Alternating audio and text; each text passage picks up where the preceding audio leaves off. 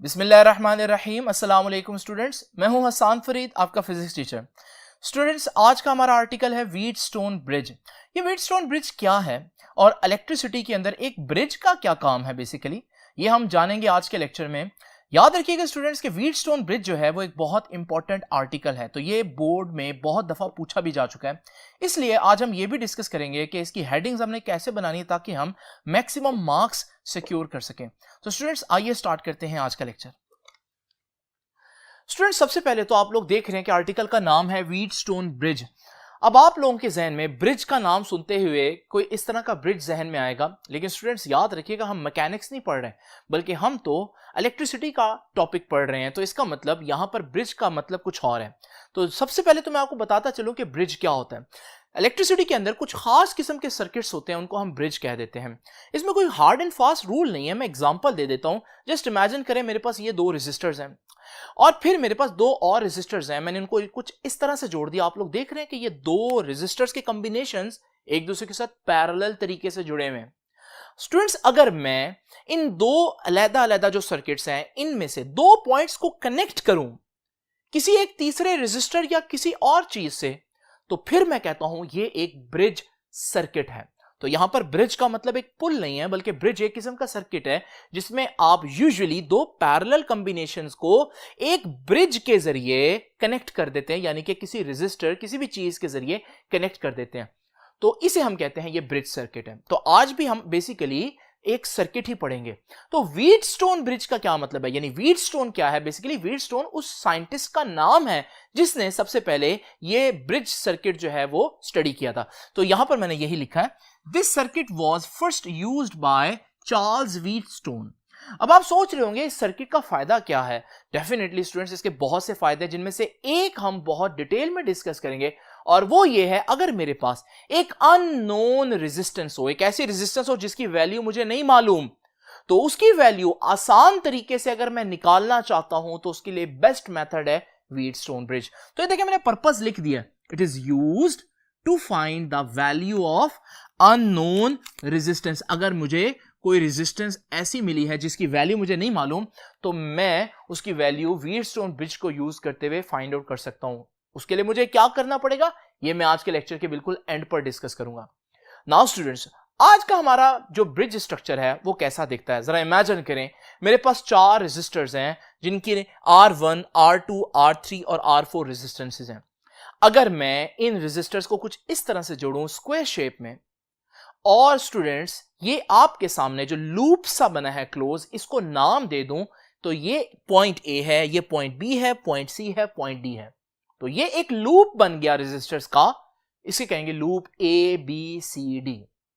Now students जरा तवज्जो कीजिए, अगर मैं इसमें पॉइंट बी और पॉइंट डी के दरमियान में एक गैल्वानो लगा दूं, तो अब मैंने इन दो लूप्स को ब्रिज कर दिया, बेसिकली कनेक्ट कर दिया पॉइंट बी और डी के दरमियान से। ये स्टूडेंट्स हमारे पास जो गैल्वानोमीटर है इसकी भी कुछ ना कुछ रेजिस्टेंस होगी, उसको मैं आर जी कह देता हूं। अब स्टूडेंट्स ये जो हमारा पूरा व्हीटस्टोन ब्रिज है, मैं इसके पॉइंट ए और पॉइंट सी से कनेक्शन लेकर एक बैटरी से जोड़ देता हूं, जिसकी वजह से इसमें एक करंट पास करना शुरू कर देगा।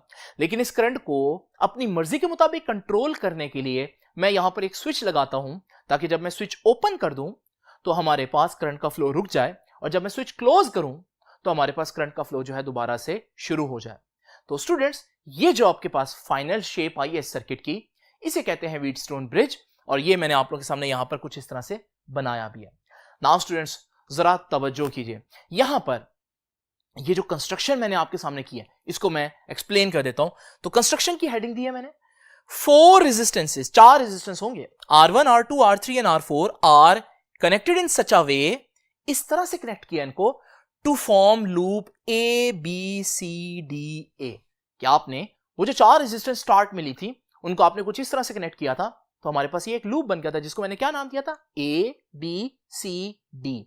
तो हमारे पास ये पूरा लूप अगर ए से स्टार्ट करें तो क्या बनेगा, ए बी सी डी ए। वापस आप पूरा लूप कंप्लीट हो गया, उसी पॉइंट पर वापस आ गया। तो स्टूडेंट्स वो भी यही कह रहा है, और फिर वो क्या कह रहा है, a galvanometer is connected between point B and D. तो पॉइंट बी और डी के दरमियान एक गैल्वानो भी हम लोगों ने कनेक्ट किया, वो भी मैंने आपको दिखाया भी एनिमेशन में। तो यहां पर आप देख रहे हैं बी और डी के दरमियान एक गैल्वानो है। तो ये हमारे पास गैल्वानो की कनेक्शन हो गया। उसके बाद a battery and a switch S is connected between point A and C. तो वो भी मैंने आपको बताया कि पॉइंट ए और पॉइंट सी के दरमियान में हमने एक बैटरी और एक स्विच जो है वो कनेक्ट कर दिया। नाउ स्टूडेंट्स, ये तो होगी कंस्ट्रक्शन, लेकिन यहां पर एक और बहुत इंपॉर्टेंट बात है जो हम यहीं पर डिस्कस कर लें तो बेहतर है। स्टूडेंट्स, यहां पर आप लोग देखेंगे कि हमारा जो सर्किट है, जब उसमें हम स्विच क्लोज करेंगे तो एक करंट का एक फ्लो शुरू हो जाएगा। इस करंट के फ्लो को स्टडी करना हमारे लिए थोड़ा सा मुश्किल है। तो हम क्या करते हैं, हम इस सर्किट की जगह एक एग्जांपल लेते हैं पानी की। तो जरा इमेजिन करें स्टूडेंट्स, जहां जहां हमारे पास इस सर्किट में वायर और रेजिस्टेंस है, वहां पर मैं पाइप इमेजिन कर लेता हूं। और स्टूडेंट्स, ये जो हमारे पास सर्किट के अंदर करंट फ्लो करना था, उसकी जगह मैं पानी इमेजिन कर लेता हूं पाइप्स के अंदर। और स्टूडेंट्स, ये जो हमारे पास बैटरी है, इस बैटरी की जगह मैं मोटर इमेजिन कर लेता हूं। नाउ स्टूडेंट्स, जरा तवज्जो कीजिए, जब मैं इस स्विच को क्लोज करूंगा तो आप देखेंगे कि इन पाइप्स के अंदर पानी जो है वो फ्लो करेगा। यहां इंटरेस्टिंग बात यह है, जो हमारे पास पॉइंट बी और पॉइंट डी के दरमियान में जो पाइप है, ये वाला पाइप, इसमें पानी का फ्लो कहां को होगा स्टूडेंट्स? ये डिपेंड करता है कि कहां प्रेशर हाई है, कहां प्रेशर लो है। क्योंकि हम लोग जानते हैं कि पानी कहां से कहां फ्लो करता है, हाई प्रेशर से लो प्रेशर की तरफ। अगर पॉइंट बी पर हाई प्रेशर होगा, पॉइंट डी पर लो प्रेशर होगा, तो पानी इस पाइप के अंदर ऊपर से नीचे यानी कि हाई से लो जा रहा होगा। लेकिन अगर पॉइंट डी के ऊपर प्रेशर हाई और पॉइंट बी के ऊपर प्रेशर लो होगा, तो हम देखेंगे कि पानी जो है वो इस पाइप में नीचे से ऊपर की तरफ यानी कि हाई प्रेशर से लो प्रेशर की तरफ मूव करेगा। मैं आपसे चाहता हूं कि मुझे एक ऐसी कंडीशन बताएं कि इस पाइप में पानी का फ्लो रुक जाए। आप फौरन कहेंगे कि सर मोटर बंद कर दें। नहीं नहीं, मैं चाह रहा हूं कि मोटर चलती रहे, फिर भी इस पाइप में पानी फ्लो ना करे। तो स्टूडेंट्स, ऐसा कैसे हो सकता है कि मोटर चले फिर भी पानी फ्लो ना करे? ऐसा एक सूरत में हो सकता है, अगर मैं पॉइंट बी और पॉइंट डी दोनों पर प्रेशर इस तरह से एडजस्ट करूं कि प्रेशर सेम हो जाए। तो जब दोनों तरफ प्रेशर सेम हो जाएगा तो प्रेशर का डिफरेंस तो खत्म हो जाएगा। और जब प्रेशर का डिफरेंस खत्म हो जाएगा तो याद रखिएगा स्टूडेंट्स, हमारे पास कोई पानी फ्लो नहीं करेगा पॉइंट बी और डी के दरमियान। पानी मौजूद तो होगा लेकिन उसमें मूवमेंट नहीं होगी, पानी स्टैटिक रहेगा। मोटर के चलते हुए भी पानी को स्टैटिक किया जा सकता है अगर हम पॉइंट बी और पॉइंट डी पर प्रेशर बराबर करते हैं। तो स्टूडेंट्स, जरा तवज्जो कीजिए, अगर मैं यही बात अपने ओरिजिनल सर्किट में आपसे पूछूं कि ये पॉइंट बी और पॉइंट डी के दरमियान जो चार्जेस हैं, मैं चाहता हूं ये चार्जेस फ्लो ना करें, तो आप कहेंगे कि सर हम बैटरी को रिमूव कर देते हैं या स्विच को ऑफ कर देते हैं। इस सूरत में हमारे पास कोई करंट फ्लो नहीं करेगा। लेकिन मैं चाहता हूं बैटरी लगी हो, फिर भी इस पॉइंट बी और डी के दरमियान जो वायर है उसमें से करंट पास ना करे। अब ऐसा कैसे कर सकते हैं? इसके लिए हमें देखना पड़ेगा कि चार्जेस क्यों मूव करते हैं। स्टूडेंट्स, चार्जेस तब फ्लो करते हैं जब पोटेंशियल का डिफरेंस हो। तो याद रखिएगा, अगर आप चाहते हैं पॉइंट बी और पॉइंट डी के दरमियान कोई चार्ज फ्लो ना करे, तो फिर आपको पॉइंट बी और पॉइंट डी पर पोटेंशियल को सेम रखना पड़ेगा। अगर आप ऐसा करेंगे तो आप देखेंगे कि पूरे सर्किट में तो चार्जेस फ्लो कर रहे होंगे, लेकिन पॉइंट बी से पॉइंट डी के दरमियान कोई चार्ज फ्लो नहीं करेगा। बैटरी लगी हुई है लेकिन फिर भी चार्जेस फ्लो नहीं कर रहे। और इस बात की गवाही कौन देगा? इस बात की गवाही देगा ये गैल्वानो, क्योंकि गैल्वानोमीटर जब डिफ्लेक्शन नहीं देगा तो वहां से हमें आइडिया हो जाएगा कि हमारे पास इसमें से कोई करंट फ्लो नहीं कर रहा। स्टूडेंट्स, इस वक्त इस कंडीशन के अंदर जब पॉइंट बी और डी के दरमियान कोई करंट पास नहीं कर रहा, यानी कि गैल्वानो कोई डिफ्लेक्शन नहीं दे रहा, हमारा व्हीटस्टोन ब्रिज कहलाता है कि ये बैलेंस्ड है। यानी कि ये जो कंडीशन है इसे हम कहते हैं कि ये बैलेंस्ड कंडीशन है। याद रखिएगा, व्हीटस्टोन ब्रिज तब तक नहीं यूज कर सकते जब तक आप इस कंडीशन को पहले अचीव ना कर लें। यानी कि आप जब तक गैल्वानो की डिफ्लेक्शन जीरो नहीं करते तब तक आप व्हीटस्टोन ब्रिज को यूज नहीं कर सकते। लेकिन आप पूछेंगे सर हम ऐसा क्या करेंगे कि पॉइंट बी और पॉइंट डी जो है वो सेम पोटेंशियल पर आ जाएंगे? स्टूडेंट्स, याद रखिएगा, ये जो चारों रेजिस्टर्स हैं ये वेरिएबल रेजिस्टर्स होते हैं, यानी इनकी वैल्यू मैं खुद एडजस्ट कर सकता हूं। तो मैं इनकी वैल्यू को कम या ज्यादा करूंगा और एक ऐसा पॉइंट ढूंढूंगा जहां पर उनकी वैल्यूज इस तरह से हो जाएंगी कि पॉइंट बी और डी सेम पोटेंशियल पर आ जाएंगे और कोई वैल्यू और कोई करंट जो है वो गैल्वानो में से पास नहीं करेगा और वो जीरो डिफ्लेक्शन देगा। और हम कहेंगे हमारा ब्रिज क्या है? बैलेंस है। स्टूडेंट्स, ये है तीसरी इंपॉर्टेंट बात, इसे हमने कहा बैलेंसिंग कंडीशन। तो what is balancing condition? Resistance are so adjusted, मैंने आपको बताया रेजिस्टेंस कैसी है, वेरिएबल रेजिस्टेंस है, इनको हम चेंज कर सकते हैं। Resistances are so adjusted that potential at a point B and D becomes equal, point B और पॉइंट डी पर पोटेंशियल सेम हो जाएगा, उससे क्या होगा, hence no current will flow through galvanometer, hence it will show zero deflection, तो उसमें से कोई करंट नहीं पास करेगा तो वो जीरो डिफ्लेक्शन देगा। नाउ स्टूडेंट्स, अब हम इसकी मैथमेटिकल डेरिवेशन करेंगे, इसका मैथमेटिकल एनालिसिस करेंगे इस पूरे सर्किट का, लेकिन उससे पहले मैं आपको 2-3 बातें मजीद बताना चाहूंगा। तो चलते हैं नेक्स्ट बोर्ड पर और देखते हैं कि इसकी मैथमेटिकल डेरिवेशन कैसे करनी है। नाउ स्टूडेंट्स, आइए जरा देखते हैं कि इस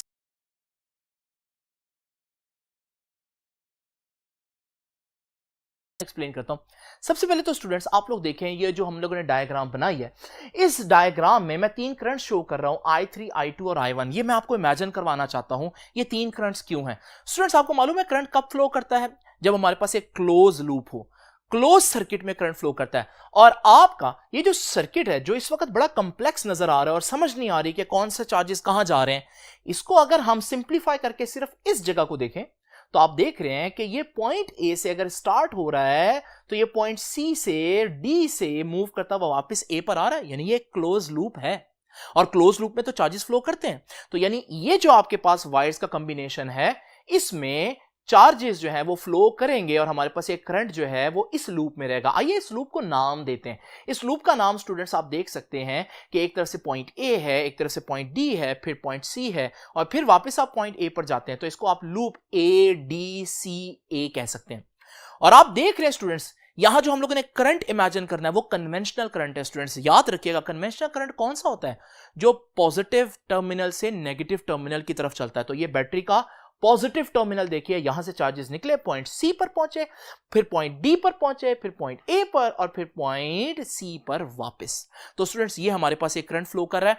आप देख सकते हैं इस करंट की डायरेक्शन के अकॉर्डिंगली मैं एक एरो ड्रॉ कर सकता हूं कुछ इस तरह से। ये करंट की डायरेक्शन बता रहा है और ये करंट I3 कहलाएगा। एरो को देखकर आपको पता चल रहा है कि ये एंटी क्लॉकवाइज करंट है। नाउ स्टूडेंट्स जरा तवज्जो कीजिए, इस लूप को भूल जाएं, जरा ये वाला हिस्सा देखें इस सर्किट का। इस हिस्से को भी अगर आप देखें, आप पॉइंट बी से अगर स्टार्ट हो तो पॉइंट बी से पॉइंट डी पर आएंगे, फिर पॉइंट सी पर आएंगे और पॉइंट बी पर वापस जाएंगे, तो एक कंप्लीट लूप ना बन गया, पॉइंट बी से चले और वापस पॉइंट बी पर आ गए। इसमें भी एक करंट पास कर रहा होगा स्टूडेंट्स, आप लोग जानते हैं ये जो करंट है इसको हम I2 कहेंगे और आप देख रहे हैं इसकी जो डायरेक्शन है वो भी एंटी क्लॉकवाइज है। नाउ स्टूडेंट्स जरा तवज्जो कीजिए, बिल्कुल इसी तरह से अगर हम ये वाला पार्ट देखें सर्किट का, तो इसमें पॉइंट ए से आप बी पर जाएं, फिर बी से डी पर और फिर वापस ए पर आए, तो ये भी तो वापस ए से चले और वापस ए पर आ गए, तो इसका मतलब ये भी एक क्लोज लूप है, तो इसमें भी एक करंट पास करेगा, वो करंट I1 और उसकी जो डायरेक्शन है वो भी एंटी क्लॉकवाइज होगी। So what I have here in this circuit, I have 3 kind of loops जिनके नाम मैंने आपको बता दिए, and there are 3 currents I1, I2 and I3 and all are flowing in anti clockwise direction. तो ये हमारे पास इस सर्किट का एक कंप्लीट एनालिसिस मैंने आप लोगों को बता दिया। कितने लूप है? 3।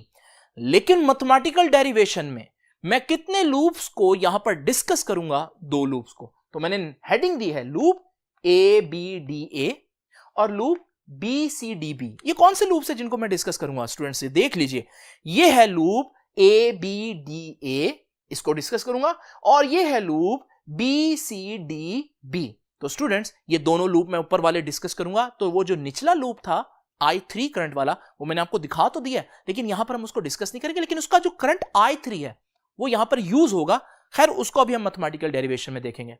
नाउ स्टूडेंट्स इन 2 लूप्स को डिस्कस करना है। मैंने क्या डिस्कस करना है इन दोनों लूप्स में? आपको मालूम है लूप्स पे ये कॉम्प्लेक्स सर्किट है, तो इसमें हम किरचॉफ का सेकंड लॉ लगा सकते हैं। तो यही मैं कह रहा हूं, let us apply Kirchhoff second rule, जिसको हम किरचॉफ वोल्टेज रूल भी कहते हैं। कहां पर?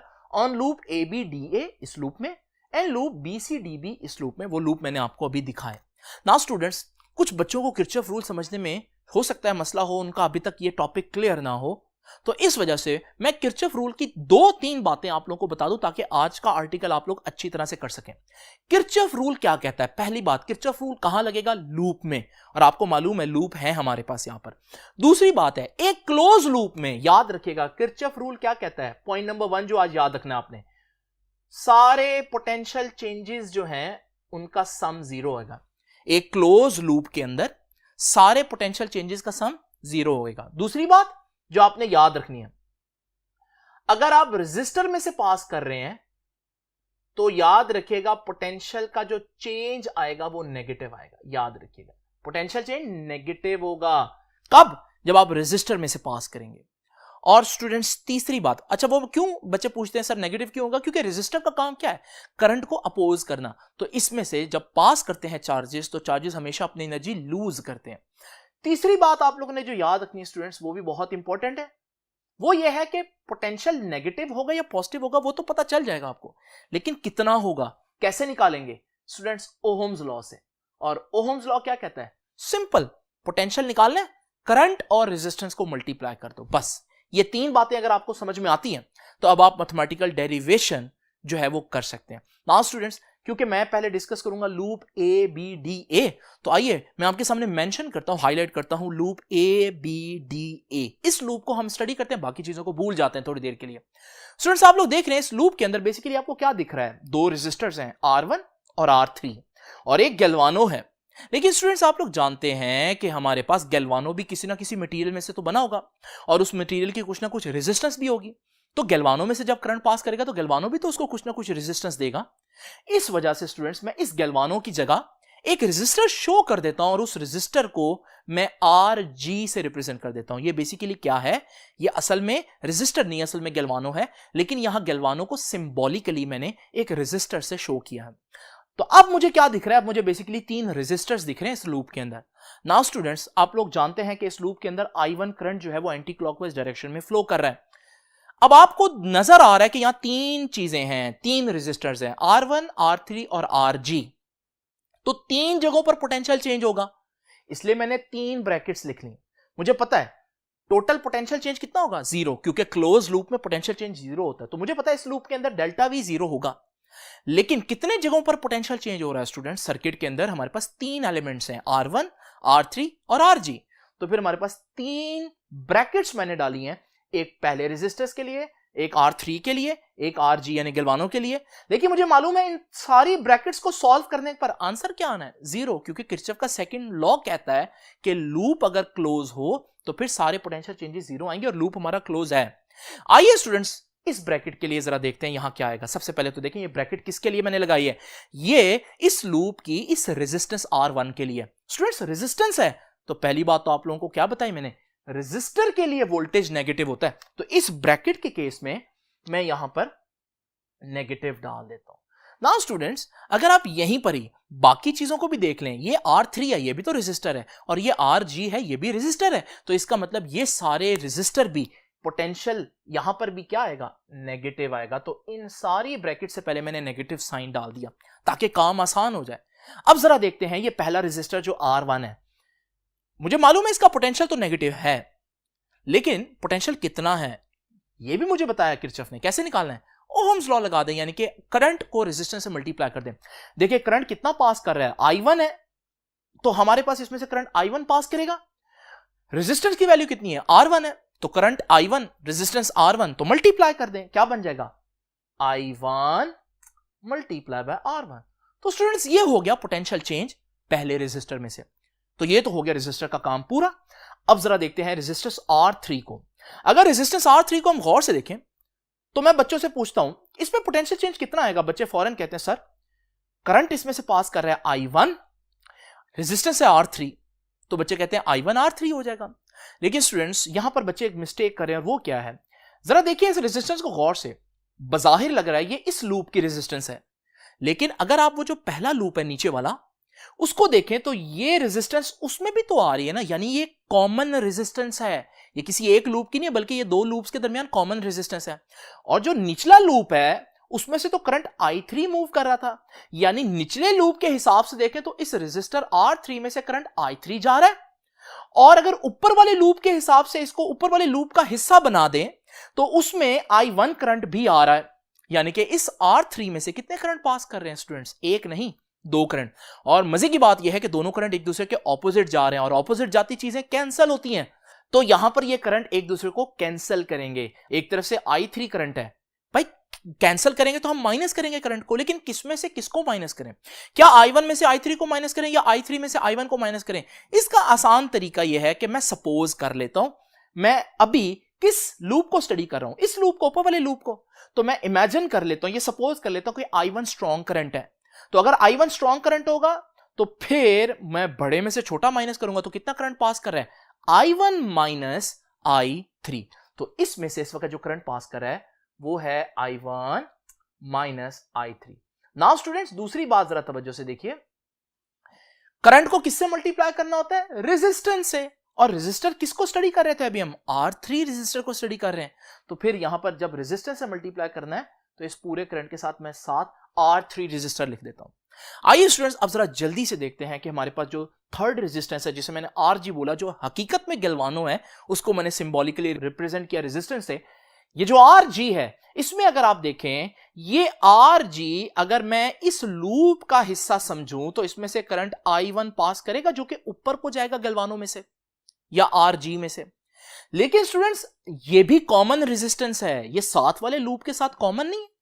तो इस सूरत में अगर मैं साथ वाले लूप का हिस्सा समझूं इसको, तो इसमें करंट I2 पास करेगा जो कि ऊपर से नीचे को जाएगा।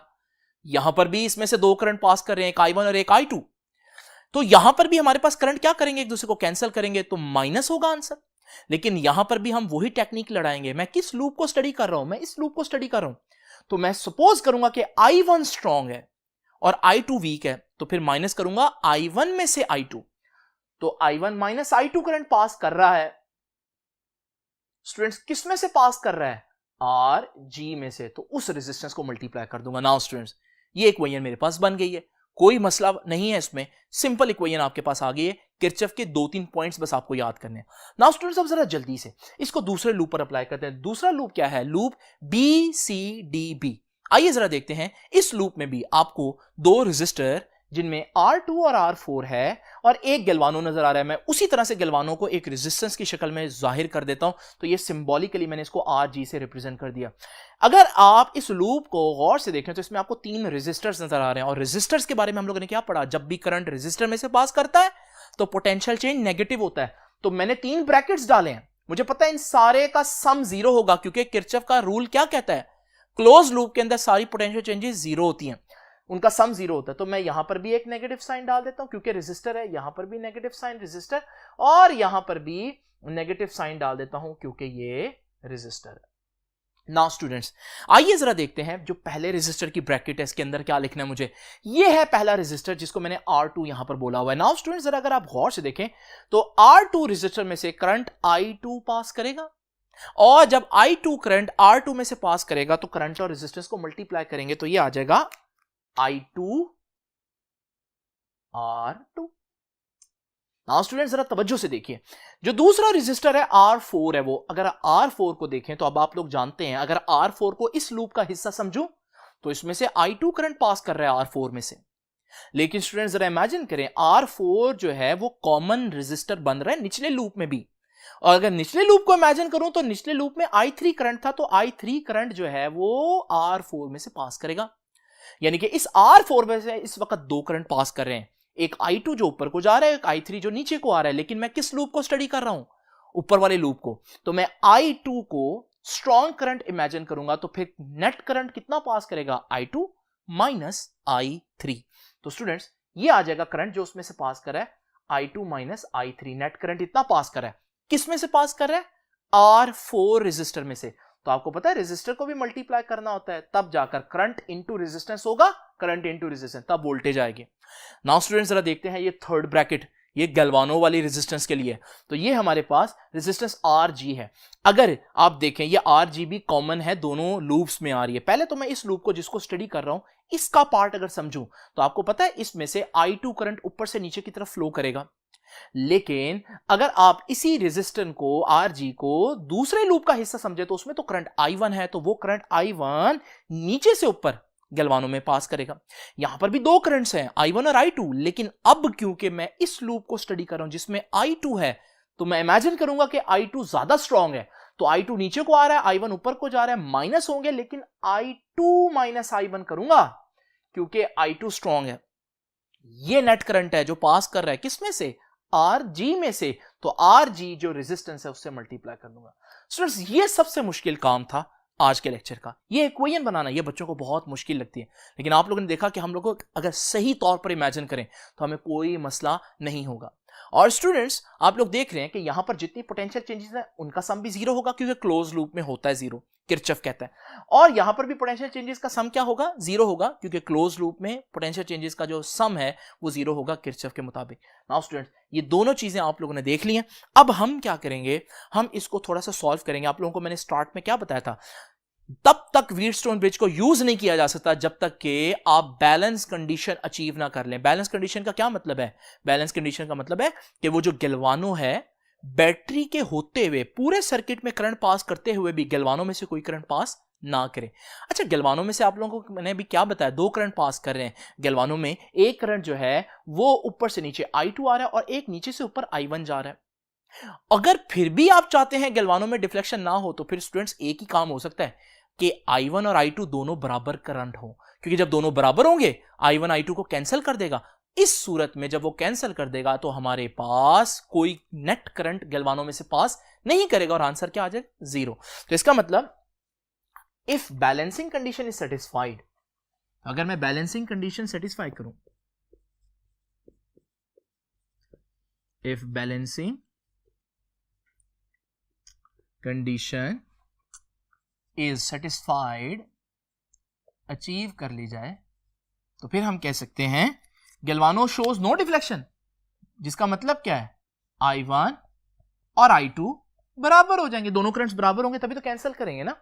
लेकिन जब दो चीजें बराबर हो जाए तो फिर उनको 1 और 2 कहने की क्या जरूरत है, तो मैं I1 और I2 कहता ही नहीं हूं, मैं कह देता हूं ये अब I है, क्योंकि बराबर है ना, तो फिर इनको अलग अलग सिंबल्स क्यों देने। अब स्टूडेंट्स याद रखिएगा, जहां जहां I1 और I2 आएगा मैं वहां वहां I कहूंगा। तो जरा देखिए, ये थी पहली इक्वेशन, इस इक्वेशन का क्या बनेगा जरा देखते हैं। जहां जहां I1 आएगा और जहां जहां I2 आएगा वहां I लिखूंगा। ये I1 आ रहा है तो ये बन जाएगा I R1, ये भी I1 आ रहा है, यहां पर भी लिखूंगा I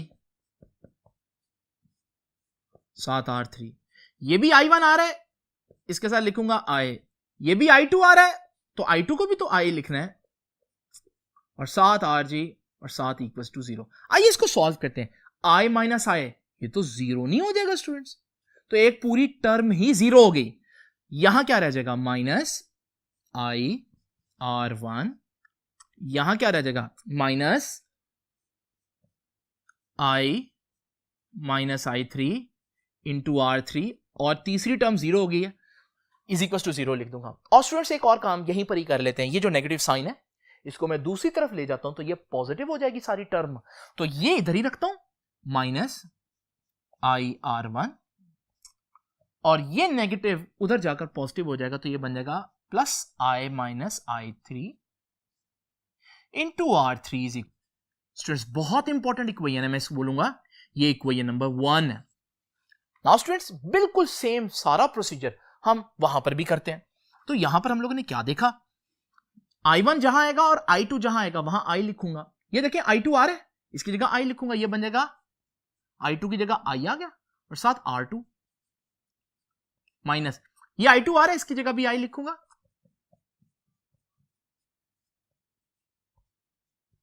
ये भी I2 आ रहा है, ये भी I1 आ रहा है, और I2 और I1 को तो I लिखना है, तो यहां पर भी क्या आ जाएगा I1 की जगह भी I, और R G is equal to 0।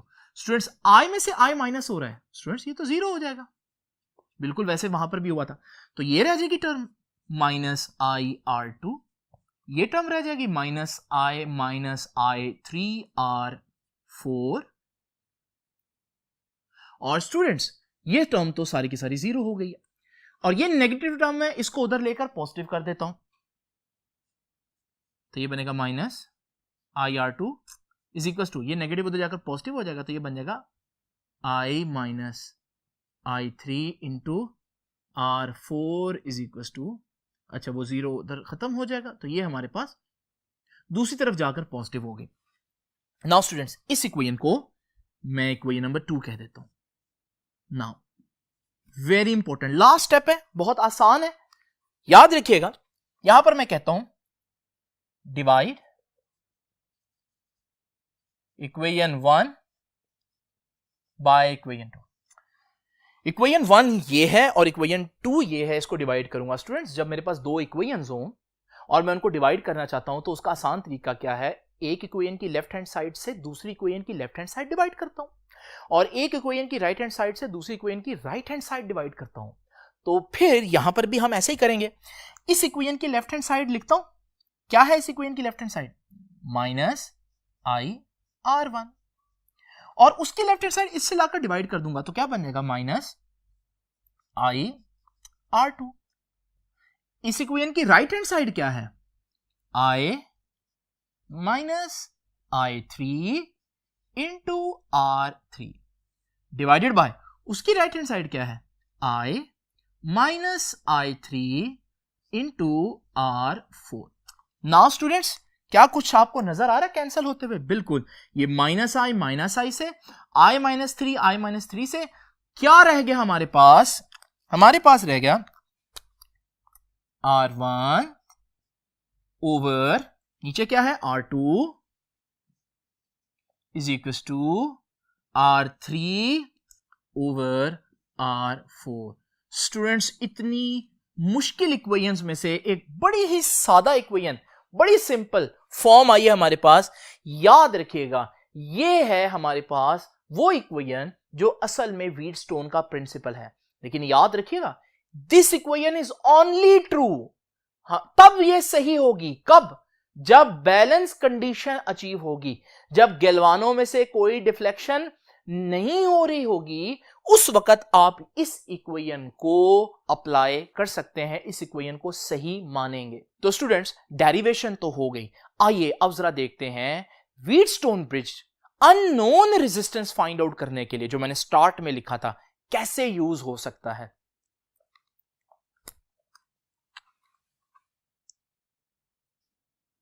तो आप व्हीटस्टोन ब्रिज के यूजेस लिखेंगे, तो मैं वो पहले ही बता चुका हूं, दोबारा लिख देता हूं।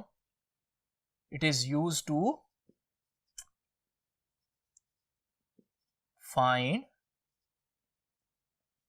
Unknown resistance. तो कोई अननोन रेजिस्टेंस जो है वो आप फाइंड आउट कर सकते हैं। नाउ स्टूडेंट्स, जरा तवज्जो कीजिए। इमेजिन करें जो मेरे पास एक रेजिस्टेंस है इन चारों में से, सपोज करें R4, वो अननोन है, वो X है। X का मतलब वो मुझे मालूम नहीं है, चले X की बजाय मैं इसको RX कह देता हूं। RX मतलब अननोन रेजिस्टेंस।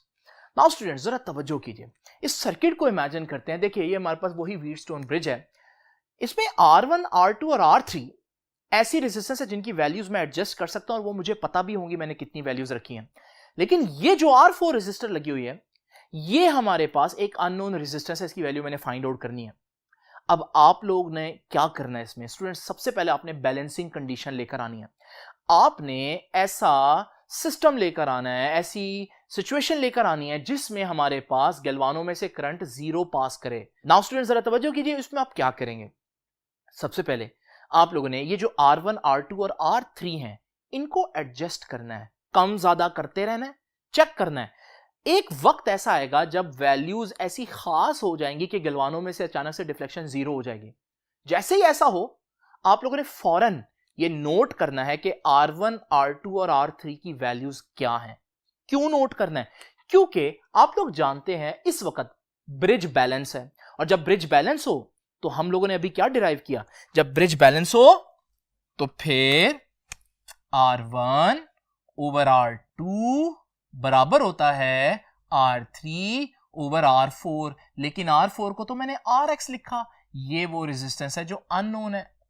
क्योंकि आपने ब्रिज बैलेंस कर लिया हुआ है, तो जब ब्रिज बैलेंस किया है तो दिस इक्वेशन विल सेटिस्फाई, ये इक्वेशन बिल्कुल दुरुस्त है।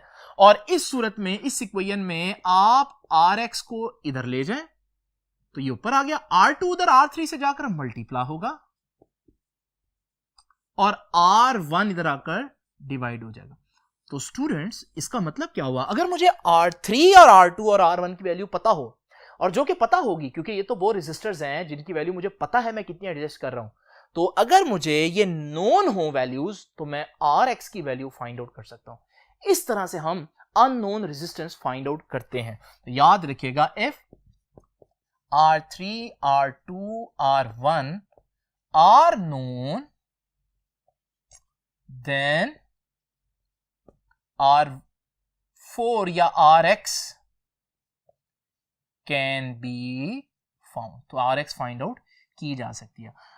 तो स्टूडेंट्स, ये है हमारे पास व्हीटस्टोन ब्रिज. व्हीटस्टोन ब्रिज के और बहुत से यूजेस हैं. एक एमसीक्यू के लिए आप लोग याद रखिएगा, पीओ बॉक्स जो है वो व्हीटस्टोन ब्रिज का ही यूज है.